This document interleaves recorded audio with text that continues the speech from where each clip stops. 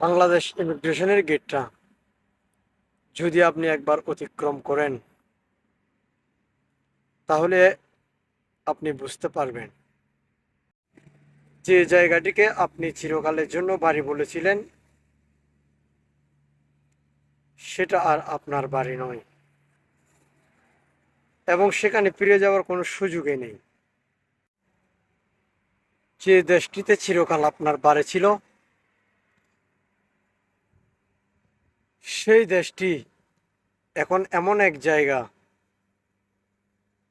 যেখানে আপনি বেড়াতে আসবেন। আপনার রুম, আপনার বাড়ি, আপনার সবকিছু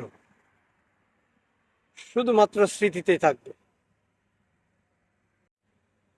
তারপর এবার আপনি প্লেনে চড়ুন এবং ধীরে ধীরে বাংলাদেশকে মেঘের মধ্যে এবং তারপর মানচিত্র থেকে বিপুল যখন আপনি বুঝতে পারবেন আপনি যাকে ভালোবাসতেন, যে দেশটাকে আপনি ভালোবাসতেন, তা এক আকাশের নিচে সব বিবর্ণ হয়ে গেছে।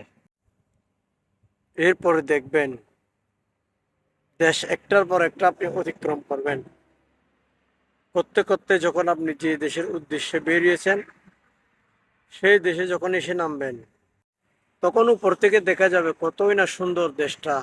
এত একটা সুন্দর দেশে আমি আসতেছি, উপর থেকে এরকম একটা কাজ করবে আপনার অন্তরের ভিতর। আর যখন প্লেনটা আস্তে আস্তে নিচে নেমে যাবে, এরপর আপনার একটু তাড়াহুড়ো বেড়ে যাবে যে এত সুন্দর দেশটাতে আমি একটু পাটা রাখি।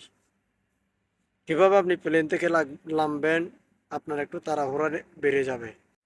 আর যখন প্লেন থেকে নেমে যে দেশে গেছেন সেই দেশের ইমিগ্রেশন যখন পার হয়ে বের হবেন, তখন আপনার দুই চোখকে আপনি আর থামাতে পারবেন না।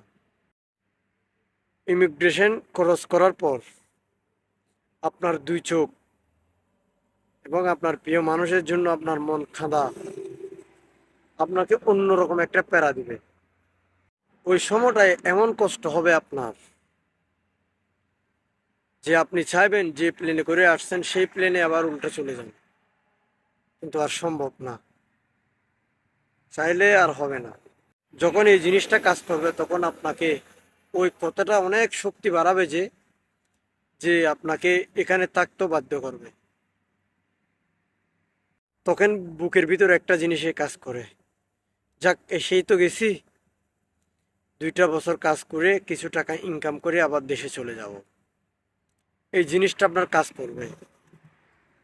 পর আপনার 1 বছর যাবে, প্রথম মাসটা আপনার এমন কষ্ট হবে, মনে হবে একটা মাস যেন একটা বছর। এভাবে মাস, 2 মাস, 3 মাস, 4 মাস পার হয়ে যাবে। কষ্ট করে যখন একটা বছর পার করবেন, তখন চিন্তা করবেন সামনের বছর যাবেন।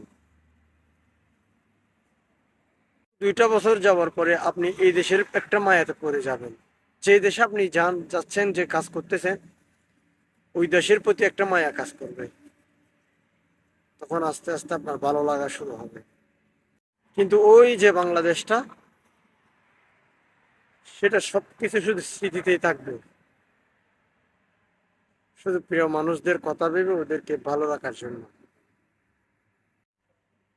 দূর প্রবাসে সকল প্রবাসী ভাইরা সব সময় ভালো থাকুক, অনেক ভালো থাকুক, একটাই দোয়া।